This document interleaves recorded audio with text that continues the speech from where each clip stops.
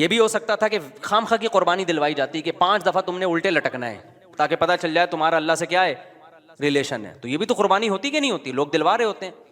فوج میں نا جب ہم جو این سی سی کی ٹریننگ کی ہے نا کالج میں, تو وہ فوجی صوبیدار ہمیں ٹریننگ دیتے تھے, تو وہ یہ ثابت کرنے کے لیے کہ میں آفیسر ہوں, بعض دفعہ خام خواہ میں ڈنڈ پہ لو بیٹھ کے, چلو بھائی اب فوجیوں میں ہوتا ہے نا تاکہ آفس کے آرڈر کو فالو کرنے کا جذبہ پیدا ہو. اب ڈنڈ پیل رہے ہیں, ہمیں پتا تھا بھائی یہ ڈپس لگانے پڑیں گے آپ کو, ٹھیک ہے نا. وہ کہتا ہے جب کھڑے ہو کر دوبارہ لگاؤ. یہ سکھایا جاتا ہے فوجیوں کو قربانی کا جذبہ پیدا کرنے کے لیے. تو اللہ میاں ایسے بھی کر سکتے تھے کہ بس الٹے لٹک جاؤ, ٹھیک ہے نا, 5 ٹائم قربانی دلوائی ہے, لیکن ایسے طریقے سے دلوائی ہے کہ اس میں ہمیں روحانی سکون ملے, اس میں ہمارا اللہ سے ریلیشن قائم ہو, اس میں ہمیں لطف اور مزہ آئے, ہماری دنیا بھی سدھر جائے اس سے.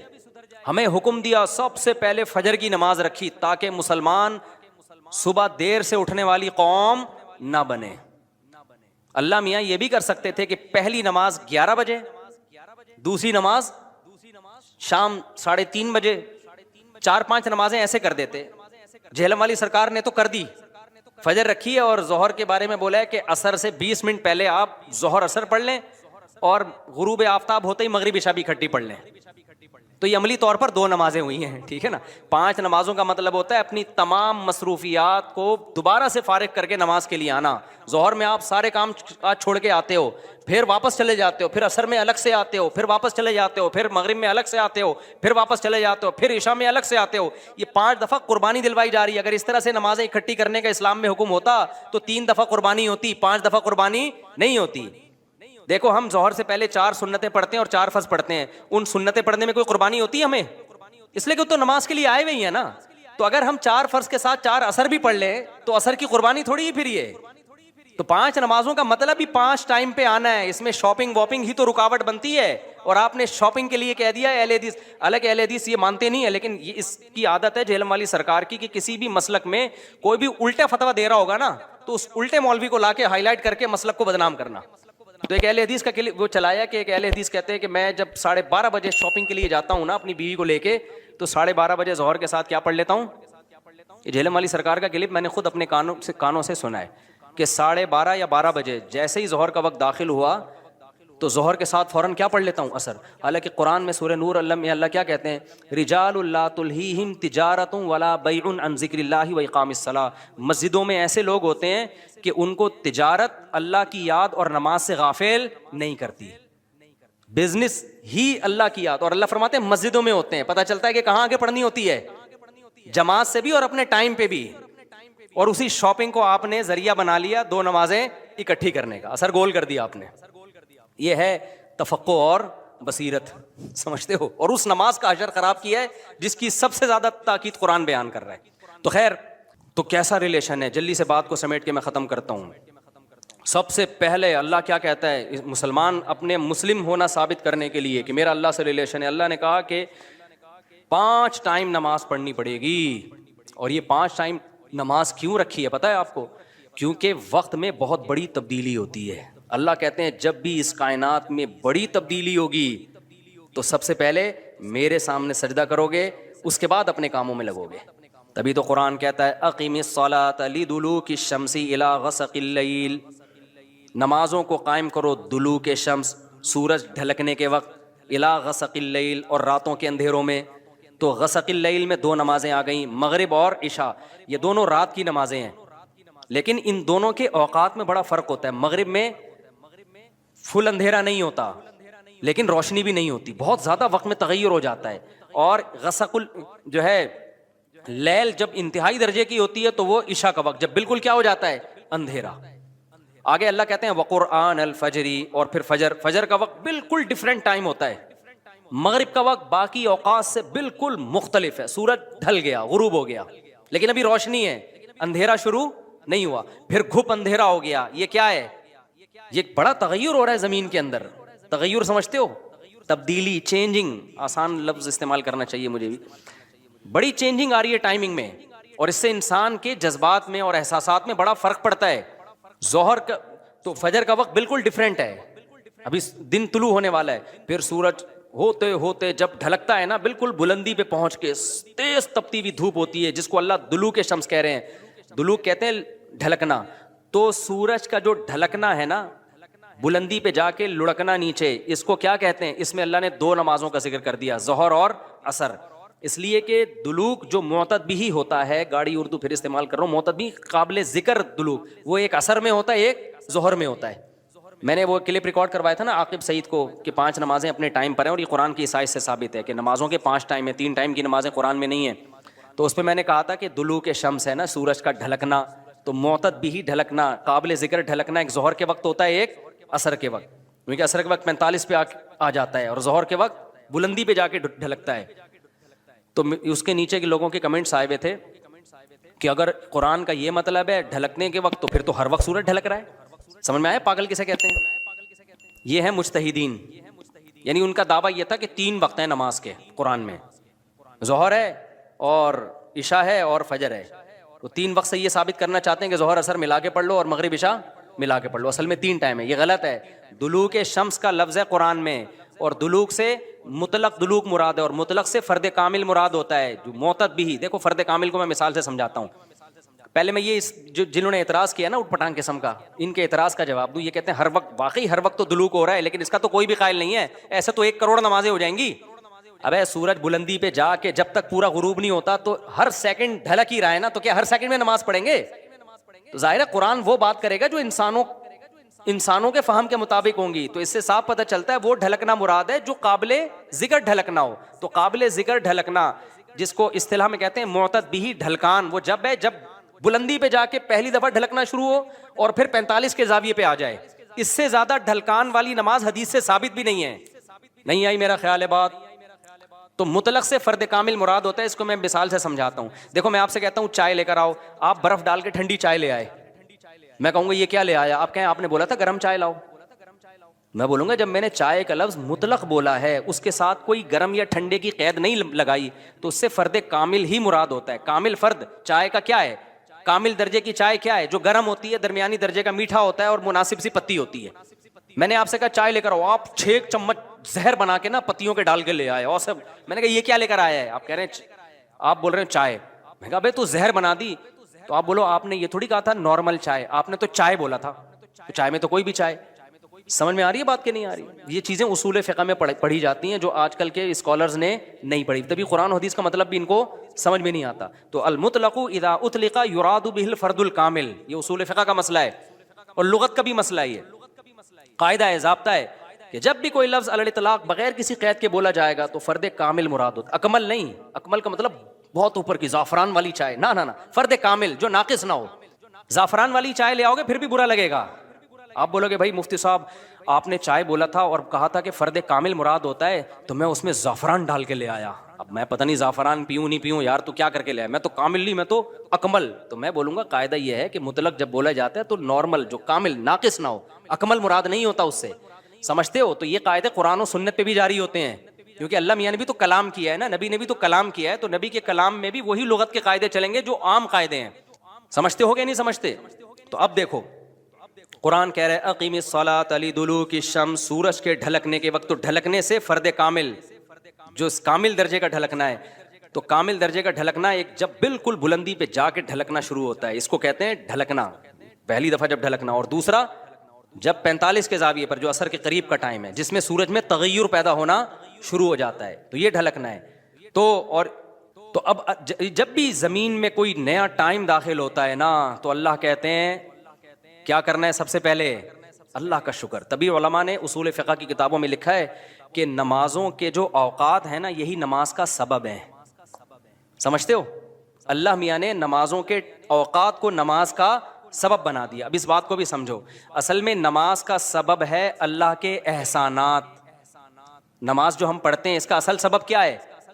اللہ کے احسانات۔ اب اللہ کے احسانات تو 24 گھنٹے ہیں، تو کیا 24 گھنٹے پڑھتے رہیں؟ ظاہر ہے اس میں حرج ہے۔ تو اللہ میاں نے کیا کیا؟ اللہ میاں نے بولا دیکھو شریعت کا ایک اصول ہے، ابھی کیا تمہیں پورا اصول فقہ بیٹھا کے سمجھاؤں میں، لیکن کیا کریں، سمجھائے بات سمجھ میں آتی نہیں۔ دیکھو شریعت کا اور کامن سینس کا بھی ایک اصول ہے کہ جب کسی، پہلے میں مشکل اردو میں سمجھاتا ہوں پھر ایکسپلین کروں گا، جب کسی حکم کا مدار حقیقت کسی حقیقی سبب پہ رکھنا ممکن نہیں ہوتا نا، تو سبب ظاہر پر حکم کا مدار رکھا جاتا ہے. مشکل ہے مجھے پتا ہے، آسان کر کے سمجھا رہا ہوں. دیکھو ہم جو سفر میں 2 رکعتیں پڑھتے ہیں، اس کی اصل وجہ ہے مشقت. کیوں ہم 2 رکعتیں پڑھتے ہیں؟ بھائی ٹینشن ہے سفر میں. اللہ نے نماز کیا کر دی کہ بھائی سفر میں آدمی ایسے راحت میں نہیں ہوتا جیسے گھر میں ہوتا ہے نا. تو اللہ میاں نے کیا حکم دیا کہ بھائی کتنی پڑھنی ہے؟ 2 پڑھنی ہے. تو اصل جو وجہ ہے نا سفر میں 4 کی 2 جو اللہ نے کر دی ہیں، اس لیے کہ سفر میں آدمی اتنی خوشی اور راحت میں نہیں ہوتا بلکہ تھوڑی سی ٹینشن میں ہوتا ہے. لیکن اگر اللہ تعالیٰ یہ کہتے کہ ٹینشن ہی پر حکم کا مدار ہے، تو یہ ٹینشن کم ہونے کے بجائے بڑھ جاتی. وجہ اس کی ہے کہ ہم سوچتے رہتے پتہ نہیں مجھے سفر میں ٹینشن ہو بھی رہی ہے کہ نہیں ہو رہی ہے. بعض دفعہ لوگ سفر میں گھر کی نسبت زیادہ خوش ہوتے ہیں. آپ جا رہے ہو جہاز میں یا ٹرین میں، بڑا مزہ آ رہا ہے، آدمی کو یار اللہ میاں نے تو کہا تھا ٹینشن کی، اب تو ٹینشن نہیں ہو رہی. تو وہمی تو ویسے ہی بڑھ جاتا وہمیوں کا پروگرام نا. وہ تو سارا جو 6 گھنٹے جس کا وضو نہیں ہوتا، وہ یہ کیسے سوچے گا کہ مجھے ٹینشن ہو رہی ہے کہ نہیں ہو رہی. پھر اگر ہو رہی ہے تو کتنے کلو ٹینشن ہو رہی ہے. بعض دفعہ ہو رہی ہے لیکن آدمی کہتا ہے یار اتنی تو مجھے گھر میں بھی ہوتی ہے، یا ہو سکتا ہے نہیں ہوتی ہے. تو اسلام ان بکھیڑوں سے نکال کے اللہ میاں نے کیا کیا، بھائی سفر سبب ہے ٹینشن کا اور ٹینشن سبب ہے نماز کا. تو اصل سبب تو ٹینشن ہے، لیکن اگر ٹینشن پہ میں نے ڈال دیا نا مدار، تو یہ ٹینشن کم نہیں ہوگی، بڑھے گی. لہذا سفر پہ ڈال دیا میں نے. سفر ہوگا تو چھوڑ دو، ٹینشن ہے یا نہیں وہ 2 پڑھا کرو.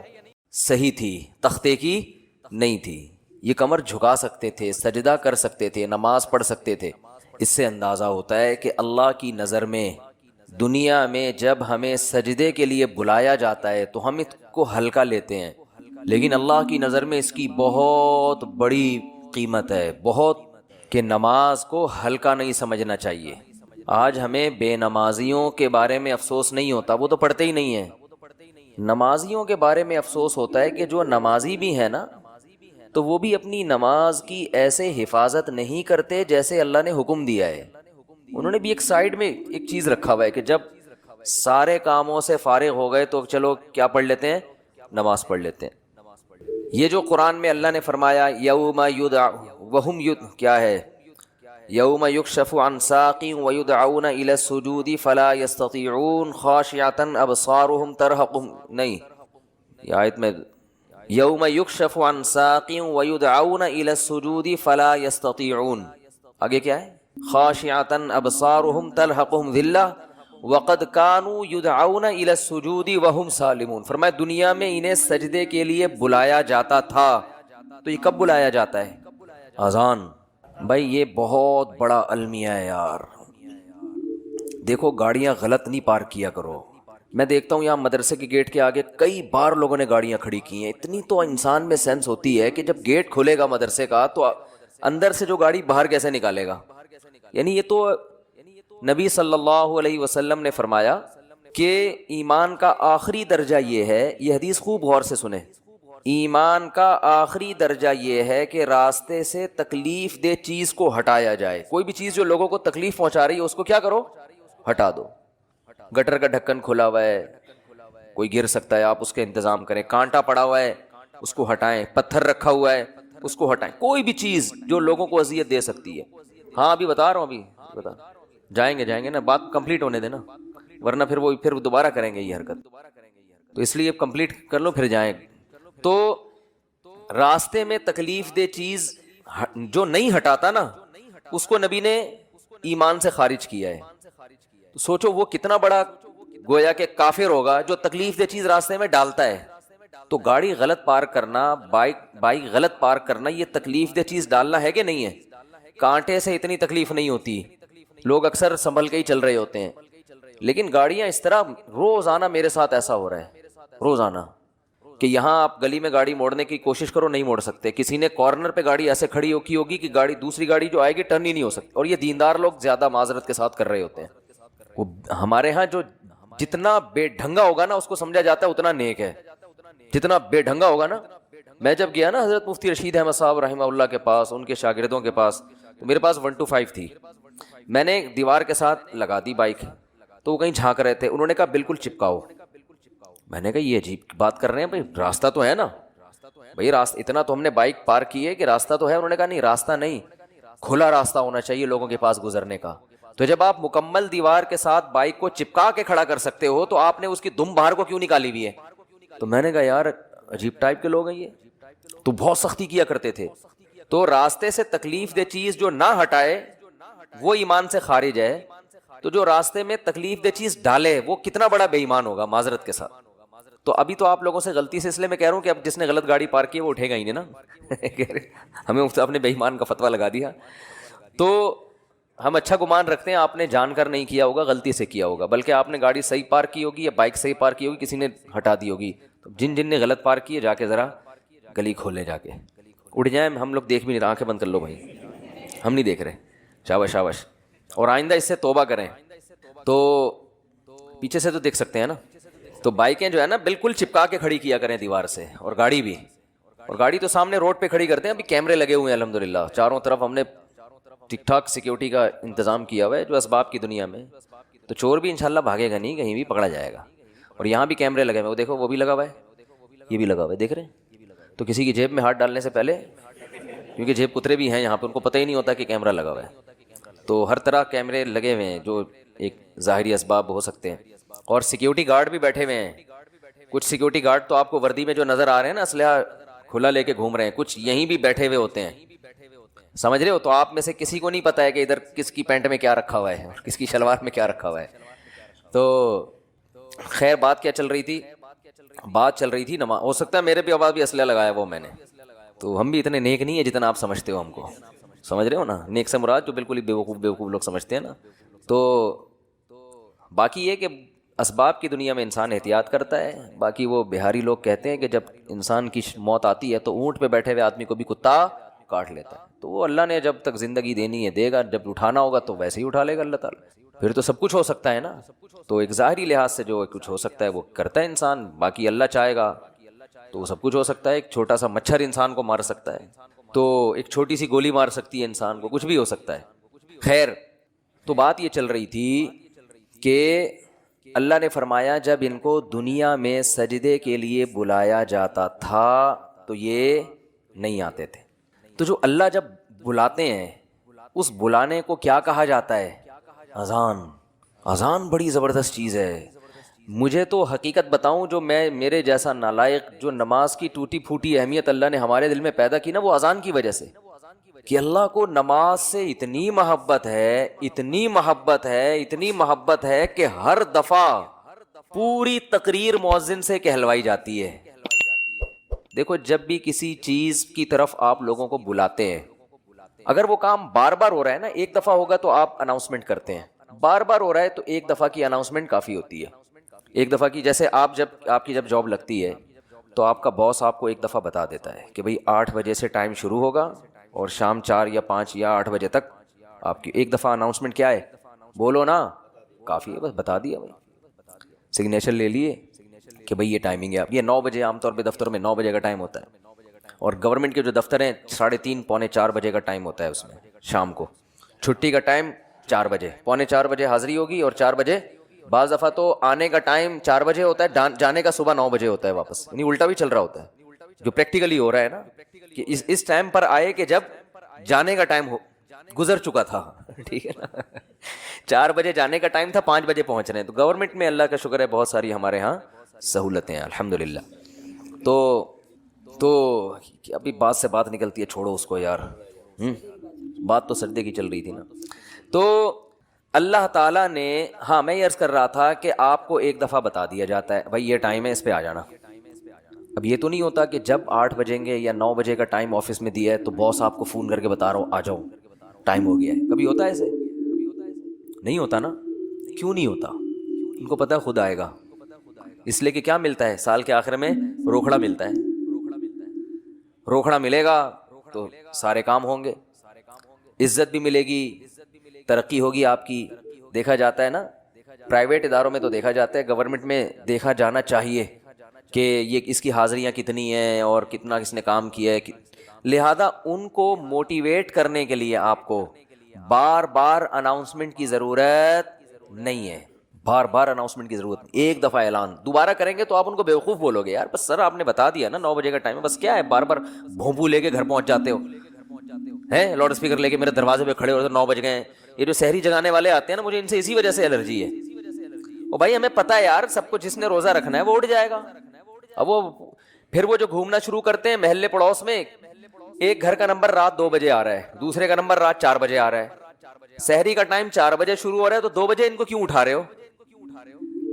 یہ تو ایک بس عجیب سی ایک حساب کتاب ہے. تو خیر بار بار اناؤنسمنٹ نہیں کی جاتی، بار بار یاد دہانی نہیں کی جاتی. اور اللہ نے بھی باقی عبادتوں میں ایسے ہی کیا. رمضان کے مہینے کے بارے میں قرآن میں 2 آیتیں ہیں. ایک تو ہے فمن شہید منکم الشہر فلیصم. اللہ نے فرمایا ایمان والو تم پر روزے فرض کیے گئے جیسے کہ تم سے پہلی امتوں پہ فرض کیے گئے تھے. وہ فرض ہو گئے نا. دوسری آیت کیا ہے؟ کب فرض ہوئے؟ شہر رمضان الذی انزل فیہ القرآن. رمضان کا مہینہ ہے. فمن شہید منکم الشہر فلیصم. جو پچھلی آیت میں اللہ نے فرمایا نا کہ روزے فرض ہوئے، تو اگلی میں بتا دیا کون سے مہینے میں؟ رمضان. جو رمضان کا مہینہ پائے اسے چاہیے کہ روزے رکھے. ایک دفعہ اناؤنسمنٹ ہوئی ہے بس، اس کے بعد دوبارہ قرآن میں اناؤنسمنٹ نہیں ہوئی. اور جب رمضان کا مہینہ آتا ہے تو پھر اسلام میں حکم بھی نہیں ہے کہ یاد دلاؤ. مؤذن کو حکم کہ تمام حضرات سے گزارش ہے کہ رمضان کا مہینہ آ گیا ہے اور اللہ کی طرف سے اعلان ہے کہ اس مہینے میں سب روزے رکھو. کوئی اللہ کی طرف سے ایسی اناؤنسمنٹ ہوتی ہے؟ بھائی مسجد کے امام اپنی ذمہ داری پہ کسی کو یاد دلا دیں، روزہ رکھو، ترغیب دیں، وہ ان کا کام ہے. اللہ نے کوئی لگے بندے الفاظ نازل نہیں کیے، لہذا مسجد کا امام یاد نہ بھی دلائے تو بھی کوئی گناہ گار نہیں ہے. اللہ کہتے ہیں میں نے قرآن میں جب بیان کر دیا نا بس صحیح ہے، سن لیا ان لوگوں نے، کافی ہے. حج کے بارے میں ایک آیت ہے قرآن میں جس میں فرضیت کا ذکر ہے. وَلِلَّهِ عَلَى النَّاسِ حِجُّ الْبَيْتِ مَنِ اسْتَطَاعَ إِلَيْهِ سَبِيلًا. لوگوں اللہ کے لیے لوگوں پر لازم ہے کہ وہ بیت اللہ کا حج کریں جو وہاں جانے کی استطاعت رکھتے ہوں. وَمَنْ كَفَرَ، جو استطاعت کے باوجود نہیں جائے گا، فَإِنَّ اللَّهَ غَنِيٌّ عَنِ الْعَالَمِينَ، اللہ کو اس کی پرواہ نہیں ہے. ایک آیت جس سے فرضیت ہے، دوسری آیت نہیں ہے. یہ تو ہے کہ ابراہیم علیہ السلام نے یوں کہا تھا، حج کے لوگوں کو کہا تھا کہ حج کرو. اللہ کا جو اپنا آرڈر ہے نا، جو اللہ کے اپنے کلام میں آرڈر ہے وہ ایک ہی ہے جہاں تک مجھے یاد پڑتا ہے. لیکن نماز، ایک تو قرآن میں جگہ جگہ بھر دی اللہ نے نماز کو. جہاں ایمان والوں کی صفات نماز پڑھتے ہیں. قرآن شروع کہاں سے ہو رہا ہے؟ الذین یقیمون الصلاۃ ومما رزقناہم ينفقون. ایمان والوں کا عقیدہ صحیح ہوتا ہے اور عمل میں کیا؟ نماز قائم کرتے ہیں. جہاں عمل کی بات آئے گی نا نماز، جہاں جنتیوں کی صفات آئیں گی نماز اور زکوٰۃ. زکوٰۃ بھی ہے ساتھ ساتھ، وہ کیوں ہے پھر کسی اور موقع پر بیان کروں گا انشاءاللہ. سب سے پہلے نماز پھر زکوٰۃ، سب سے پہلے نماز پھر اللہ کی راہ میں خرچ. یعنی زکوٰۃ یا اللہ کی راہ میں خرچ مختلف عنوانات سے، کہ نماز بھی پڑھتے ہیں اور خرچ بھی کرتے ہیں، دونوں کام چلتے رہتے ہیں ان کے. اس سے پتہ چلتا ہے کنجوس نمازی اللہ کو پسند نہیں ہے. یعنی نماز کے ساتھ سخاوت بھی ہے. تو لیکن نماز کو پہلے درجے پہ رکھا گیا ہے. وجہ کیا ہے اس کی؟ اتنا فوکس کیوں کیا جا رہا ہے، اتنا زیادہ اس کو ہائی لائٹ کیوں کیا جا رہا ہے؟ پھر چلو اللہ نے قرآن میں درجنوں جگہوں پر کہہ دیا نماز پڑھو، بار بار کہہ دیا نماز پڑھو نماز پڑھو. اتنا کہا ہے کہ اس سے زیادہ کوئی حکم قرآن میں ملتا ہی نہیں ہے. چلو اتنا زیادہ کہہ دیا، اب تو بار بار اناؤنسمنٹ کی ضرورت اور بھی نہیں ہے نا. اب تو بالکل ہی ضرورت نہیں ہے. دیکھو آپ کے باس نے آپ کو بلایا دفتر اور آپ سے کہا کہ 9 بجے آپ نے پہنچنا ہے، ایک دفعہ کہہ دیا. اس کے بعد پھر آپ کو کہا میں دوبارہ کہہ رہا ہوں 9 بجے آپ کی ٹائمنگ شروع ہو جاتی ہے. سمجھ میں آ گئی بات؟ آپ نے کہا. پھر تیسرے دفعہ کہہ رہا ہے میں بتاؤں کتنے بجے ٹائم ہے آپ کا؟ 9 بجے. لبرل جو سیکولر نام نہاد لبرل لوگ ہیں ان کا یہی مسئلہ ہے کہ ہم نے کسی کا دل تو نہیں دکھایا نا. ہم نے اگر جوا بھی کھیلا ہے تو بتا کے کھیلا ہے نا، اتنے پیسے تو لگا، اگر یہ چاند آ گیا تو میرے، ہم تو وہ والا جوا بتائیں گے نا جو کراچی میں چل رہا ہے، چھاپ آ گیا تو تیرے. تو اس میں کیا ہے؟ جب وہ راضی ہے، سود میں کیا ہے جا رہا ہے؟ 1 لاکھ روپے دے کے اگر اس سے ہم 50,000 اضافی لے رہے ہیں تو وہ راضی ہے نا اس پہ، چوری تھوڑی کر رہے ہیں، کسی کا دل تو نہیں دکھا رہے ہیں. مسلمان اس حیثیت سے نہیں دیکھتا. مسلمان اس حیثیت سے دیکھتا ہے کہ یہ آرڈر کس کا ہے؟ اللہ کا آرڈر ہے. بھائی اللہ کا جب آرڈر ہے تو آرڈر دینے والے کے احسانات اگر زیادہ ہوں، بہت زیادہ، اور اتنے احسانات کہ قرآن کہہ رہا ہے لو کان البحر مدادا لکلمات ربی لنفد البحر قبل ان تنفد کلمات ربی ولو جئنا بمثلہ مددا. ساری دنیا کے درخت قلم بن جائیں، ساری دنیا کے سمندر سیاہی بن جائیں، اور تم اللہ کے احسانات لکھنا شروع کرو، اللہ کے کلمات لکھنا شروع کرو، سمندروں کی سیاہی خشک ہو جائے گی اور درخت کے قلم گھس گھس کے ختم ہو جائیں گے. اللہ کے جو تم پر احسانات ہیں وہ ختم نہیں ہوں گے. سر کے بال سے لے کے پاؤں کے ناخن تک اتنے احسانات ہیں. جس خدا کے احسانات کے سمندر میں ڈوبے ہوئے ہیں وہ ہمیں آرڈر دے رہا ہے کہ فجر پڑھ لو. آپ کا یار میری آنکھ نہیں کھلتی. وہ آپ کو آرڈر دے رہا ہے ظہر پڑھ لو. وہ یہ تھوڑی کہہ رہا ہے سارے دن بیٹھ کے نمازیں پڑھو.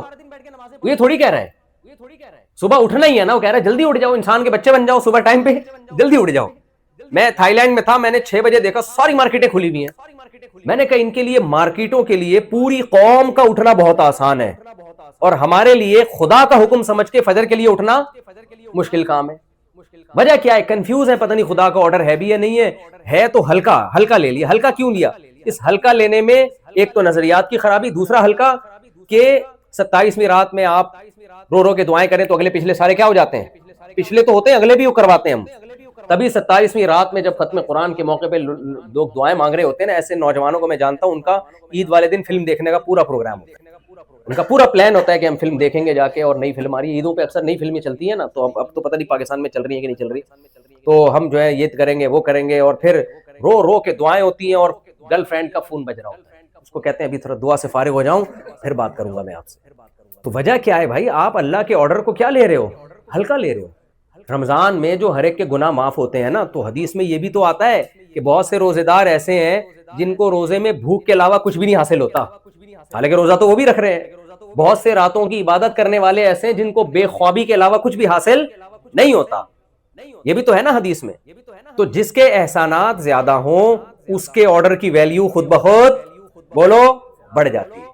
اب دیکھو کسی نے آپ پہ بہت سارے احسانات کی, میں ایک مثال دے رہا تھا نا, آپ کسی کو پاکستان سے لے آئے یا انڈیا سے لے آئے, اور وہ بیچارہ بے روزگار تھا یہاں امریکہ میں, آپ نے اس کو اسٹیبل کیا وغیرہ وغیرہ وغیرہ. اب آپ اس سے کہہ رہے ہیں یار آج میں تھکا ہوں چائے پلا دے. وہ بہت سے لوگ ایسے ہوتے ہیں, وہ دیکھتا ہی نہیں مڑ کے, پوچھتا ہی نہیں ہے, ایسے گھننے بن جاتے ہیں جیسے پہچانتے ہی نہیں ہو. قرضہ لینے سے پہلے اور لینے کے بعد جو حالت ہوتی ہے وہ حالت ہو جاتی ہے. آپ قرضہ لیں, کل کسی نے مجھے کہا کہ میں اتنے قرضوں میں ڈوب گیا ہوں, میرے ساتھ تھوڑی سی تعاون ہو. میں نے کہا کس سلسلے میں ڈوبے ہو؟ کہتے ہیں میں نے بہت لوگوں سے, میں نے یعنی کاروبار کے سلسلے میں قرضہ لیا ہے, مجھ سے کوئی مشورہ لے رہا تھا کاروبار کے سلسلے میں نے قرضہ لیا ہے, تو اب میں کاروبار چلا نہیں, میں قرضوں میں ڈوب گیا ہوں, تو کچھ تھوڑا سا تعاون کر دیں. میں نے ساتھی سے کہا میں اگر اس کو دوں گا نا, اس نے جن لوگوں سے قرضہ لیا ہے ان کو واپس نہیں کرنا, اس نے دوبارہ سے کاروبار کرنا ہے, کیونکہ جب جیب میں دھیلا نہیں تھا کمبخت تمہیں کاروبار کرنے کی ضرورت کیا تھی؟ دوسروں کے پیسوں پہ کھیل رہے ہوتے ہیں. تو ایسے لالچی لوگ, میں نے کہا ان کو آپ جتنی بھی زکاتیں دے دو, یہ یاد رکھو ہمارے تجربوں سے کچھ چیزیں سیکھنے کی ہیں. یہ بھی میں قیام طعام کے لیے تھوڑا سا ٹریک سے اترا ہوں, یہ تجربوں سے سیکھنے کی چیزیں ہیں. جو لوگوں سے پیسے لے کے کاروبار کرتا ہے اپنا دھیلا نہ لگائے. پہلی بات, وہ کاروبار ڈبوئے گا تو لازمی.